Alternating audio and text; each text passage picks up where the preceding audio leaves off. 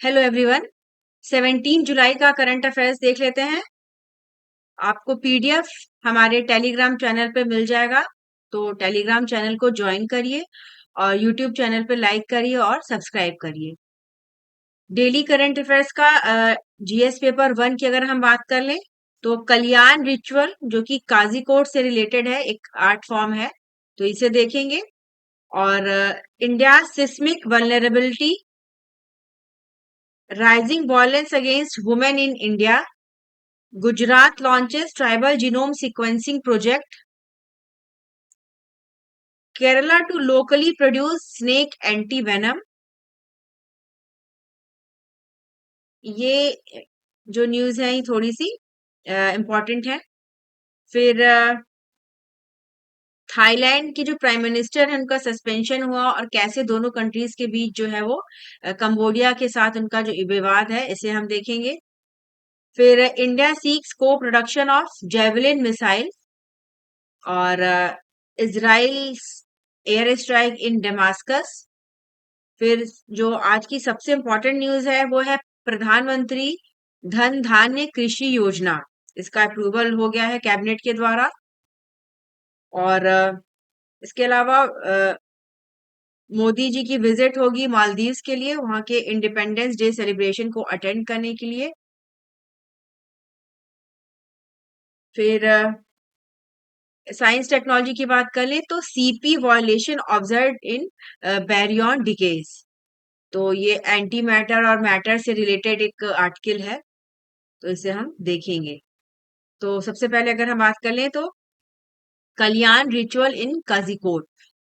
कजिकोट केरला का है डिस्ट्रिक्ट, और यहाँ पे एक गॉडली फिगर माने जाते हैं जिनको कहा जाता है कल्याण। और माना जाता है कि ये जो है वो बहुत सारे प्लेसेस पे जाते हैं और बिलीफ है इनका कि लोगों की जो मुश्किलें हैं उसको खत्म करते हैं। और मलयालम मंथ करकी दकम जो है इसमें जो है ये जाते हैं, मॉनसून का जो टाइम होता है इसको इस नाम से जाता है। और ये जो मलयालम मंथ है करकी दक्कम को, इसको जो है वो रामायण मसम भी कहा जाता है। और इस टाइम पे वहां पे भारी बारिश होती है और काफी जो है वो लोगों को मुश्किलें होती हैं, तो इस वजह से इनका जो है ये पूजा की जाती है, यहाँ का एक कस्टम है और रिचुअल है। तो अगर कल्याण पूछा जाए कि कहाँ से रिलेटेड है, तो ये आपका केरला के एक जो है वो भगवान जैसे फिगर है जिनकी वहां पे आराधना की जाती है। फिर एक अच्छा आर्टिकल था सिस्मिक वल्नरेबिलिटी को लेके कि कैसे जो इंडिया का जो नॉर्थ रीजन है वहां पे भूकंप बहुत लंबे टाइम से ड्यू है और ऐसी संभावना है कि आ जाए। अभी हाल फिलहाल में देखा गया था कि 10 जुलाई को दिल्ली में जो है वो भूकंप के हल्के झटके महसूस किए गए थे, जिनकी तीव्रता जो थी वो रिक्टर स्केल पे 4.4 के लगभग थी। और इसको जो है वो नेशनल सेंटर फॉर सिस्मोलॉजी ने रिपोर्ट किया था। और तो ये रिमाइंडर है कि कैसे इंडिया जो है, यहाँ ये जो रीजन है ये यहाँ पे सिस्मिक वल्नरेबिलिटी है, भयंकर एक भूकंप आ सकता है। और अगर हम हाल फिलहाल की बात करें तो इसी साल मार्च में म्यांमार और थाईलैंड में जो है वो 7.7 रिक्टर स्केल का अर्थक्वेक आया था। और इसके अलावा तिब्बत में, ग्रीस में भी भूकंप के झटके महसूस किए गए। और अगर हम इंडिया की बात कर लें तो यहाँ पे जो सिस्मिक एक्टिविटी है वो इसलिए है क्योंकि जो इंडियन प्लेट है वो नॉर्थ की दिशा में मूव कर रही है और यूरेशियन प्लेट से जो है वो उसका कोलिजन होता है। और अगर हम हर साल की बात करें तो ये लगभग 4 से 5 सेंटीमीटर तक आगे जो है वो खिसक रहे हैं। और इन्हीं कोलिजन की वजह से जो पूरा हमारा हिमालयन सिस्टम है उसका निर्माण हुआ है। और माना जा रहा है कि काफी लंबे समय से एक अर्थक्वेक यहाँ पे ड्यू है। और अगर ये देखें रीजन तो इसमें काफी लोग भी हैं नॉर्थ इंडिया में, तो इनकी वजह से करीब 300 मिलियन पीपल पर जो है वो इफेक्ट पड़ने की उम्मीद है। और इंडिया जो है वो हाई सिस्मिक जोन में आता है। और सिस्मिक जोन्स की अगर हम बात कर लें तो यहाँ पे जो दिल्ली का जो एरिया है ये ज़ोन 4 में आता है। सिस्मिक एक्टिविटी के आधार पे इन्हें कई सारे ज़ोन्स में जो है वो बाँटा गया है। तो मतलब हाई रिस्क ज़ोन में ये आता है। और हिस्टोरिकली अगर हम देखें तो इंडिया में भूकंप के झटके जो तेज भूकंप था वो भुज में आया था, 2001 में आया था, और उस टाइम पे करीब 7.7 मैग्नीट्यूड का ये अर्थक्वेक आया था और करीब 20,000 लोगों की मृत्यु हुई थी। फिर 2015 में नेपाल में आया, उसके भी जो इंडिया में उसका भी सीवियर इफेक्ट देखने को मिला था। बिहार और उत्तर प्रदेश का जो रीजन है उसमें काफी झटके महसूस किए गए थे। और इसके अलावा जो नॉर्थ ईस्ट एरिया है ये भी वेरी रिस्क हाई जोन में आता है, जोन 5 में आता है। तो हमें देखना होगा कि कैसे जो है वो आगे हमारा डेवलपमेंट हो। और सरकार को इस पे काफी आगे आके काम करना पड़ेगा, क्योंकि अर्थक्वेक बता के नहीं आएगा कि हाँ होने वाला है, लेकिन ये बहुत लंबे समय से ड्यू है। तो जो भी हमारी बिल्डिंग्स वगैरह बन रही हैं या जो पुरानी है उन्हें हमें अ, ऐसा बनाना होगा कि कम से कम नुकसान हो। क्योंकि अगर हम दिल्ली में ही देख लें तो छोटे छोटे एरियाज हैं, पुराने स्ट्रक्चर्स बहुत हैं वहाँ पे। अर्बनाइजेशन जो है वो काफी तीव्र गति से हुआ है। तो ये एरियाज काफी वल्नरेबल हैं और थोड़ा भी अगर तेज झटका आया तो काफी लोगों की मृत्यु हो सकती है। तो इसलिए इस सेक्टर पे भी काम करना काफी जरूरी हो गया है। और साउथ में उतना खतरा नहीं है, क्योंकि वहाँ के जो प्लेट्यूज हैं, डेक्कन प्लेट्यूज हैं, वो थोड़े से स्टेबल माने जाते हैं। तो ये जो है ये अर्थक्वेक से रिलेटेड आर्टिकल है, तो ज्योग्राफी में ये थोड़ा सा इम्पोर्टेंट रहेगा।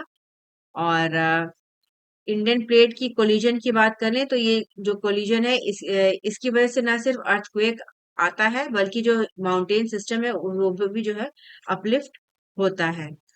और इसी कारण से ये जो एरिया है ये यहाँ पे कभी ना कुछ कुछ हल्के हल्के झटके हमेशा महसूस किए जा सकते हैं।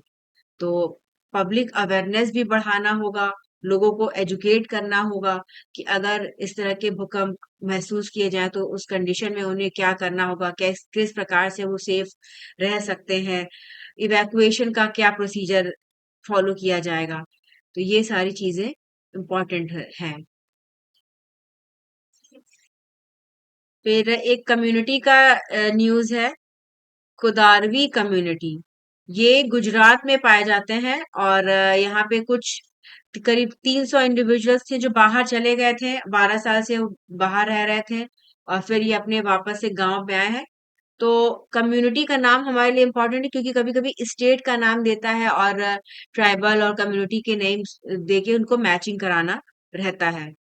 और ये जो कम्युनिटी है इनमें जो है वो छादू तारो, ये एक ट्रेडिशन है और इसके इस ट्रेडिशन के तहत वहाँ पे बदला लेने की भावना से काम किया जाता है। तो ये लोग, ये जो कदारवी फैमिलीज है, ये माइग्रेट कर गई थी पालनपुर और सूरत में, और काफी लंबे अरसे के बाद ये वापस से अपने जो इनका एरिया है वहां पे आई हैं। तो अगर ये पूछे कि कोदारवी कम्युनिटी कहाँ की है, तो ये एक ट्राइबल कम्युनिटी है जो कि गुजरात के बनासकांठा डिस्ट्रिक्ट में रहती है। फिर वुमेन्स के अगेंस्ट वायलेंस से रिलेटेड एक आर्टिकल था कि कैसे जो वायलेंस है अगेंस्ट वुमेन वो काफी बढ़ रहा है। अगर हम रिसेंट की बात करें तो उड़ीसा में ही एक केस हुआ है जिसमें एक 20 साल की छात्रा थी और इन्होंने अपने आप को जला लिया था और उस वजह से इनकी मृत्यु हो चुकी है। और उन्होंने काफी सारी कंप्लेंट की थी सेक्सुअल हैरेसमेंट को लेके अगेंस्ट एक टीचर के खिलाफ। तो उस पे कोई कार्रवाई नहीं हुई और उसको लेके वो काफी परेशान थी। इसी तरह अगर हम देखें तो बंगाल में भी जो है वो पिछले साल भी एक केस हुआ था जिसमें एक मेडिकल कॉलेज की छात्रा थी, उनकी मृत्यु हो गई थी। और इसके अलावा अभी हाल फिलहाल एक लॉ कॉलेज में भी ऐसी घटना देखने को मिली है। तो कर्नाटका में भी मैंगलुरु में अ, इस तरह की घटनाएं देखने को मिली। तो क्या हम, जैसे निर्भया केस हुआ था 2012 में, और उसके बाद जो लॉज थे उनको थोड़ा स्ट्रिक्ट किया गया था और सजा भी दी गई। लेकिन अगर देखा जाए तो अभी भी महिलाएं जो है वो सुरक्षित नहीं महसूस करती हैं, और वर्क प्लेसेस जो होते हैं वो माने जाते हैं कि सेफ होते हैं। लेकिन यहाँ पे भी इस तरह की घटनाएं जो है वो हो रही हैं। और अगर हम नेशनल क्राइम रिकॉर्ड ब्यूरो की बात करें तो crime report, crime in in India 2023 की रिपोर्ट है, ये अभी पेंडिंग है। लेकिन अगर 2022 का डाटा अगर हम देखें तो उसमें बताया गया है कि करीब 4.5 लाख के करीब रजिस्टर्ड केसेस हैं अगेंस्ट वुमेन। और तो 2021 की तुलना में इनमें 4% की वृद्धि देखी गई थी। और कैटेगरीज वाइज देख लें तो जो भी केसेस हैं इनमें 31% जो है वो क्रुएल्टी बाय हस्बैंड और रिलेटिव्स है, और असॉल्ट से रिलेटेड केस भी हैं जिनमें कि 18.7% जो है वो आउटरीच टू हर मॉडेस्टी उस इंटेंट से किए गए हैं, और रेप के जो है वो 7.1% केसेस हैं। और बहुत से केसेस ऐसे भी हैं जो अनरिपोर्टेड रह जाते हैं। तो इस अगर देखा जाए तो इस तरह के केसेस में तुरंत सजा होनी चाहिए, और इस पर डिस्कशन होना चाहिए कि कैसे जो है वो इन ये घटनाएं ना हो और रोका जा सके, इन पे कंट्रोल पाया जा सके। क्योंकि आगे अगर इंडिया को विकसित भारत बनना है तो आधी आबादी अगर अपने आप को सेफ नहीं महसूस करेगी, अच्छा फील नहीं करेगी, तो काम करना बहुत ही मुश्किल हो जाएगा, और ये सोसाइटी के लिए भी काफी जो है प्रॉब्लम का विषय रहेगा। फिर नेक्स्ट अगर हम देख लें तो गुजरात लॉन्च करने जा रहा है ट्राइबल जीनोम सीक्वेंसिंग प्रोजेक्ट। तो इस तरह ये देश का पहला ऐसा स्टेट बन गया है जो कि ट्राइबल कम्युनिटीज के लिए जो है वो जीनोम सीक्वेंसिंग प्रोजेक्ट लेके आ रहा है। और इसमें बात कही गई है कि इसका जो उद्देश्य है वो ये है कि जो ट्राइबल पीपल है उनके जो हेल्थ रिस्क हैं उनको देखना, और उन्हें प्रॉपर जो है वो हेल्थ केयर प्रोवाइड करना। और इसमें 2000 इंडिविजुअल्स को का सीक्वेंसिंग किया जाएगा जो कि ट्राइबल कम्युनिटीज को बिलोंग करते हैं, गुजरात की 17 डिस्ट्रिक्ट की। फिर केरला ने बोला है कि ये एक नया प्रोजेक्ट लाने वाले हैं जिसके तहत ये ये स्टेट में जो है वो एंटी वेनम को प्रोड्यूस करेंगे। और वर्ल्ड स्नेक डे मनाया गया 16 जुलाई को, तो उस दिन यहाँ पे ये अनाउंसमेंट हुआ है। केरला की बात कर लें तो वहां पे जो एंटी वेनम है वो ज्यादातर तमिलनाडु से आता है। और हर साल अगर बात कही जाए तो जो ग्लोबल इम्पैक्ट है स्नेक बाइट का करीब 82,000 से 1,35,000 तक डेथ जो है वो एनुअली होती है इंडिया में। और केरला की बात करें तो यहाँ पे जो स्नेक बाइट फर्टिलिटी रेट है वो काफी ज्यादा है। तो इसीलिए गवर्नमेंट का कहना है कि लोकल अगर वेनम मौजूद रहेगा, अपने आप बनेगा, तो ज्यादा इम्पैक्टफुल रहेगा। और स्नेक्स की अगर हम बात कर लें तो वहां पे एक सर्प ऐप भी निकाला गया है अवेयरनेस बढ़ाने के लिए, snake awareness rescue and protection app. और उनका कहना है कि ये जीरो डेथ चाह रहे हैं कि हो, स्नेक बाइट की वजह से खत्म करना चाह रहे हैं कि स्नेक बाइट की वजह से किसी की मृत्यु ना हो 2030 तक। और स्नेक वेनम की बात कर लें तो जो ये वेनम होता है इसका जो कंपोजिशन है वो वेरी करता है, क्योंकि हर स्पीशीज के लिए अलग तरह का एंटी वेनम बनाना पड़ता है। और वर्ल्ड हेल्थ ऑर्गेनाइजेशन की बात कर लें तो स्नेक बाइट को रिकॉग्नाइज करता है एज नेग्लेक्टेड ट्रॉपिकल डिजीज।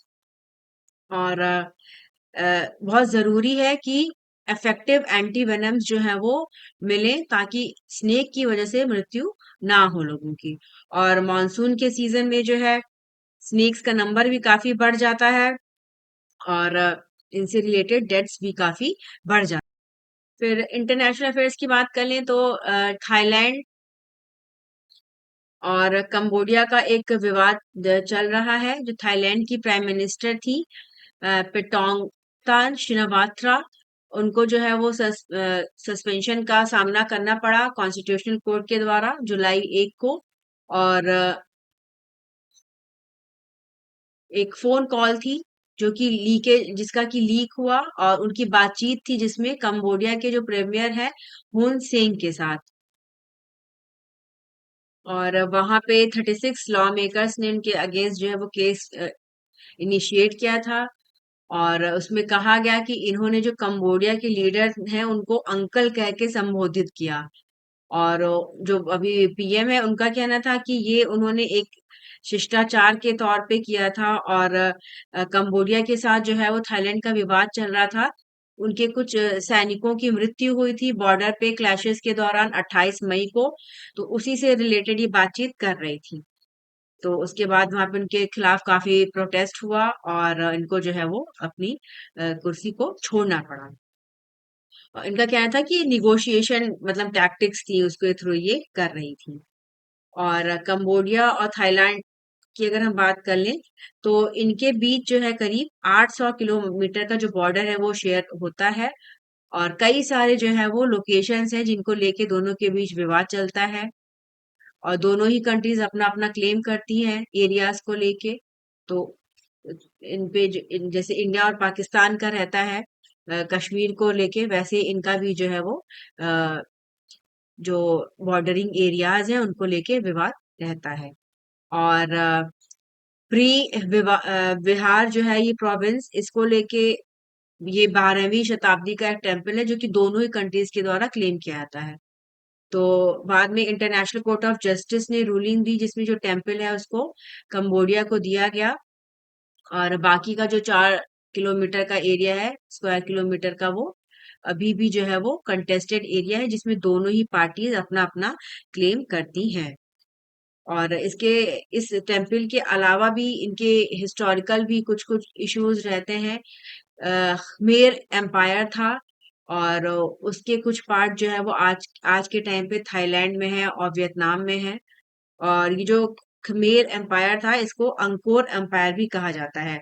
और ये एक काफी पावरफुल हिंदू बुद्धिस्ट एम्पायर था साउथ ईस्ट एशिया का जो 802 सीई से लेके 1431 सीई तक चला। और अपने पीक पे ये जो Cambodia Thailand Laos Vietnam Myanmar इसका काफी एरिया जो है वो इनके द्वारा रूलिंग किया जाता था इसका। और अंगकोर में ही जो है वो क्या मेन सेंटर था। और उसके चारों तरफ इन्होंने काफी सारे टेम्पल्स बनवाए और अर्बन कॉम्प्लेक्सेस बनवाए जिसमें कि अंकोर वाट अंकोर थॉम ये सब इम्पोर्टेंट हैं काफी। और फिर उसके बाद जो इनका एम्पायर था उसका डिक्लाइन हुआ काफी सारे फैक्टर्स की वजह से जैसे कि इंटरनल कॉन्फ्लिक्ट एक्सटर्नल इन्वेजन्स और एनवायरमेंटल चेंजेस।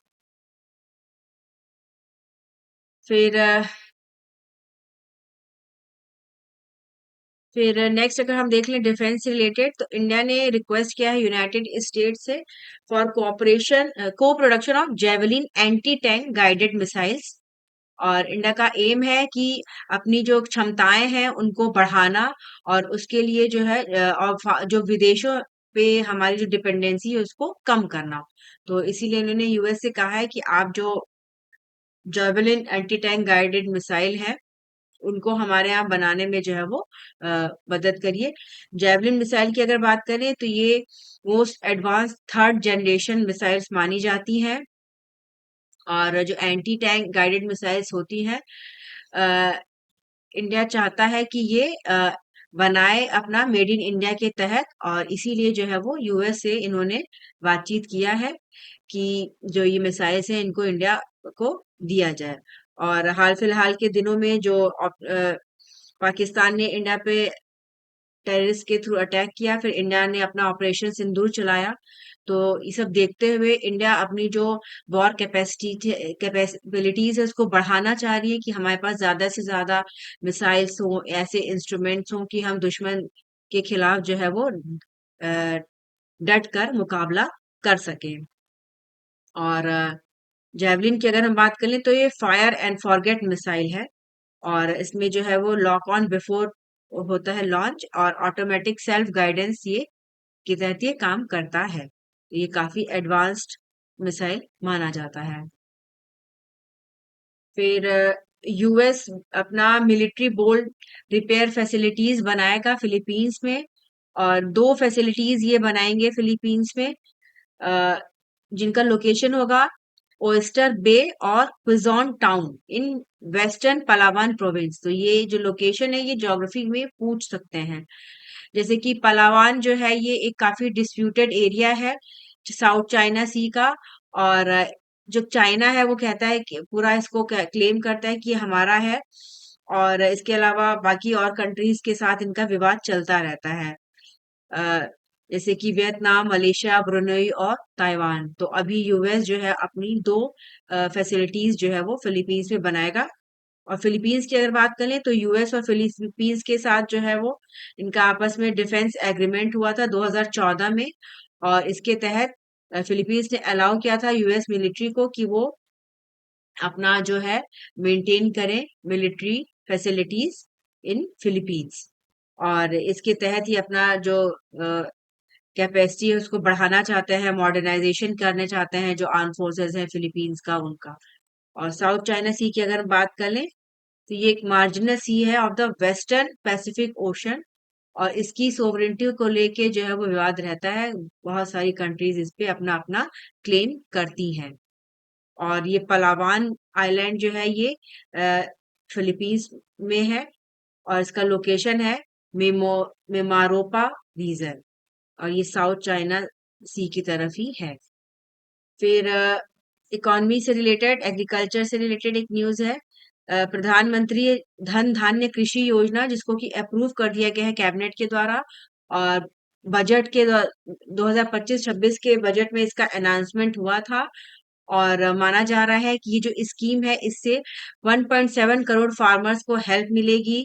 और साथ ही साथ जो पोस्ट हार्वेस्ट स्टोरेज होता है उसको भी बढ़ाने में ये अहम भूमिका निभाएगा। प्रधानमंत्री धन धान्य योजना इसको जो है वो इम्प्लीमेंट किया जाएगा।